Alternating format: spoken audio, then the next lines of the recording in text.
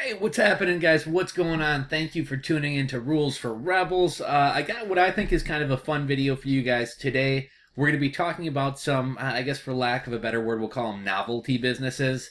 And a lot of these e-commerce businesses could probably be started for, I want to say under $20 at the very most, if you want to account for like $29 for a Shopify subscription for a month. Maybe we can say $50. But I mean, here's a host of businesses that have made hundreds of thousands of dollars that started with probably $50 or less, or at the very least could have started with $50 or less. And one thing I see with a lot of people getting into e-commerce is everybody wants to start a private label. Everybody wants to do something really big. Either that, everyone wants to do something big, or everybody wants to run over to like AliExpress drop shipping, and they really kind of played out things that everybody else is doing. And my point with this video is just, if you get creative, if you think outside the box, and if you're the first person to do something new, you can actually do very, very well. So I got a couple of kind of novelty businesses that I want to show you. Pretty much all these businesses could have been started with under $50. And a couple of these I know for a fact have done several $100,000 in sales. And I think all of them have been pretty successful. Obviously, a lot of these like novelty type businesses, like sure, they're all going to be, short-term plays. Most of them will probably never grow into like some huge business that's going to last the next 10 years. But nonetheless, if you can make a couple $100,000, I mean, you can use that money to parlay into some type of bigger project, whether you want to create an app, whether you want to roll out your own clothing line, whether you want to put out your own private label product, whatever it may be. So a lot of times these smaller time hustles can be used to kind of build up your bankroll to do something bigger. So let's start by talking about Steve. Steve from I Want to Draw a Cat for You. Now, any of you guys who are Shark Tank fans probably remember Steve. He was featured on Shark Tank. And if I'm not mistaken, I think he got a deal with Mark Cuban. Steve was one of the earlier guys to do one of these kind of novelty businesses. And if you guys remember the Shark Tank episode, if I can find it, maybe I'll edit it in. But, he comes out and I want to draw a cat for you. He got a whole little jingle to go along with it. And he actually kind of blew up, right? He was drawing cats and he kind of parlayed the business into a couple other little weird things. I remember years back, I paid him $10 to draw a cat for me. And I was kind of trying to culture hack, right? I had him draw a cat that had something to do with my business, and then I used it in some marketing materials. And this guy was hugely successful, made a ton of money. I don't know if the business is still going strong. I mean, obviously the site's still live. I don't know if he's still making money. I guess now he's doing like Etch-a-Sketch things. So he's kind of found a way to kind of parlay this into other things. But I Want to Draw a Cat for You was one of the earlier businesses. And I mean, literally to start this business, you probably need a Shopify store, maybe a little bit of money in marketing or advertising, although really you could kind of create a buzz virally yourself. Start like sending these to friends and having them make like reaction videos on YouTube and posting those. And you can really just through kind of content marketing kind of create your own buzz and get your own thing started. So Steve with I Want to Draw a Cat for You is one example. I remember a couple years ago, these were really big. This is Ruined Days. Let's see if I can get rid of this. These guys are known for glitter bombs. So how much is glitter? It costs absolutely nothing. I mean, you can go down to Michael's or Hobby Lobby and probably get a couple pounds of glitter for nearly nothing. If you want to order it in bulk from AliExpress, even cheaper. And literally all they're doing is sending you an envelope so that when you open up this letter, glitter goes everywhere and makes a big mess. And I know a couple years ago, glitter bombs were really big. Now they're doing spring-loaded glitter bombs. And I guess they've moved into bags of dicks and all other types of things here.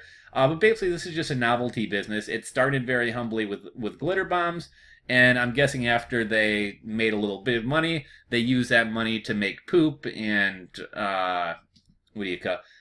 eggplant vibrators and dirt and all types of other garbage. So Ruin Days was kind of on the cutting edge of this like novelty type business.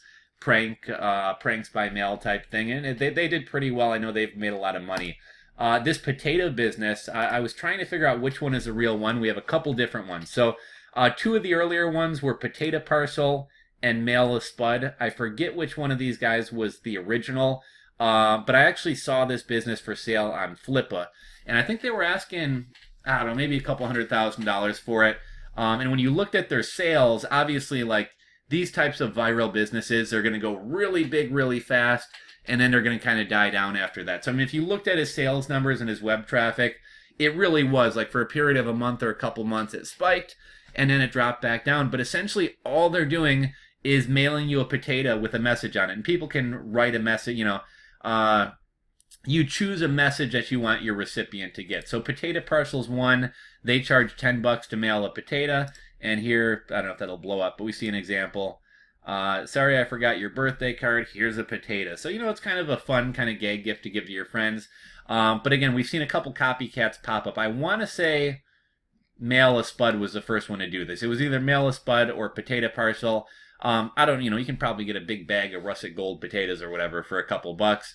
And then literally your biggest cost is going to be mailing. I don't know what it costs. I guess they're using stamps, but I'm guessing it costs maybe $2 or $3. So, it takes them 2 seconds to write a message on a potato, maybe $3 worth of postage, maybe a quarter for a potato. And they're making pretty good margins mailing out potatoes. We saw a couple copycats come.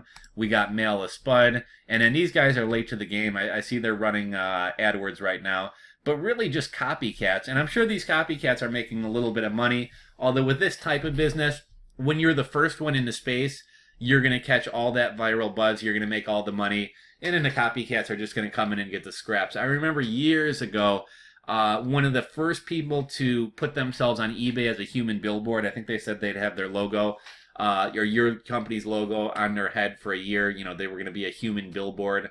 I think the first person who did it made $1 million. After the first person who did it, you had some copycats come in. They made a good bit of money. And then, within a couple of weeks, it's just the same old thing. It's no longer creative. It's no longer as clever. And people aren't making as much money. Another spin on the potato thing, we have Eggplant Mail. With this one, they mail you an eggplant with a message on it. Kind of a different spin on the potato. And if you guys wanted to copy this, I'm not going to say it's going to be hugely, hugely, hugely successful. But you can probably make some good money and just find a fruit or a vegetable that doesn't bruise easily and isn't going to get smashed in the mail. And throw up a website, you can probably make some money. I think why this eggplant thing kind of caught in, obviously the eggplant emoji is kind of, I don't know if we want to say millennials or what, when youngins are sexting, I think eggplants are like supposed to be dicks. So I think that's kind of the comical thing with the eggplant by mail. But these guys literally just copied the potato by mail guy. And I know these guys have made a good bit of money as well. And then I'll take you guys over to one last kind of funny novelty business, and this is Dicks by Mail. So if we go over here to their homepage, we can kind of take a look. You can get, jelly bean dicks and gummy dicks, and I thought one of their funniest things was they have a chocolate bar, and it looks like a nice chocolate. I think they did some special Valentine's Day packaging, so it actually looks like something real. And then you open it up, and it's a big chocolate dick, and it says "Eat a Dick." Now, I actually bought, as stupid as it sounds, I'm almost embarrassed to admit this. My girlfriend's brother, I guess me and him, the thing we bond over, the thing we kind of have in common is kind of a stupid sense of humor, kind of a slapstick sense of humor. And he kind of helps me come up with some of my goofy t-shirt designs. And, me and him just have a lot of inside jokes between us. And I happened upon this site, and I was debating about sending him the chocolate dick. He really likes gummy bears. I thought about sending him some gummy dicks. But then I saw they had a spring-loaded dick bomb, and obviously confetti and glitter is really messy. And I thought, well, that'd be funny to have him open this up and leave a big mess of confetti dicks all over his house. So this is not cheap, guys. look at this, $24, plus they charge me shipping. I think I wound up paying about $30. So huge waste of money, but as soon as I saw this, I thought of him, and I was like, he'd probably get a kick out of this. So I sent it to him, and I also figured, it was kind of, I'm going to write it off on my taxes. I figure it's kind of an expense since I'm talking about it in this video. So basically, literally all this is like a toilet paper roll with a spring and something to push the confetti dicks out with. Confetti dicks, I'm sure, cost next to nothing. So I essentially paid $30 for what probably costed about $3 in postage and maybe 50 to 75 cents worth of supplies. So we'll say definitely under $5. They're making 30 bucks off me. 5, 10, 15, 20, 25, 30. They're 5xing or 6xing their money by selling me a spring-loaded exploding dick bomb. So this was kind of the last one I had to share with you guys, but really, guys, start getting... I know a lot of you guys are like, this is the stupidest thing I've ever seen, and I completely agree with you. but stupid things make money. And I'm not necessarily saying you guys start a novelty business. I'm not saying you start sending dicks through the mail. But my point is, for any of you guys who are like trying to think of a business idea, and maybe there's some things that like, oh, you know, I'd love to start a clothing line, or I'd love to start importing this product, but like that's really the whole importing process is confusing to me, or you know, I just don't have the money to order the minimum order quantity that this Alibaba seller wants me to buy. So like, what is everybody going to, right? Everybody's going to either print on demand and selling overpriced t-shirts, or everybody's drop shipping AliExpress stuff.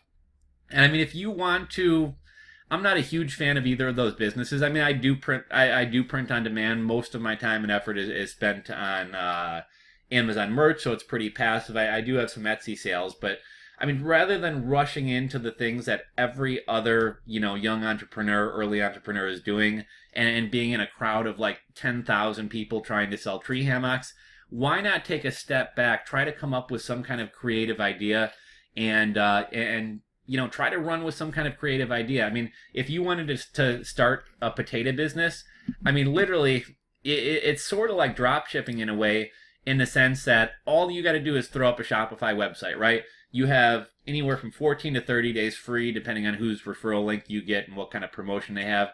But I mean, you have 2 weeks to a month, to sometimes as long as 90 days to launch a Shopify store before you actually have to pay the bill. If you throw up a Shopify store to sell potatoes through the mail, you don't even have to go buy a potato until you get your first order. You get your first order in, you go to the store, buy a single potato or a bag of potatoes, write the message on it, mail it out. You could literally start this business for under $10. And then as orders come in, okay, then you start buying more potatoes and more magic markers. But I mean, a lot of these businesses take almost nothing to get started. Same thing with the eggplant. The glitter business. Again, you could start this thing and not even bother running out to Hobby Lobby to buy glitter until you get your first sale. So start getting creative, start thinking outside of the box, and there's a lot more things you can do than AliExpress dropshipping and competing with the millions of other people trying to do that.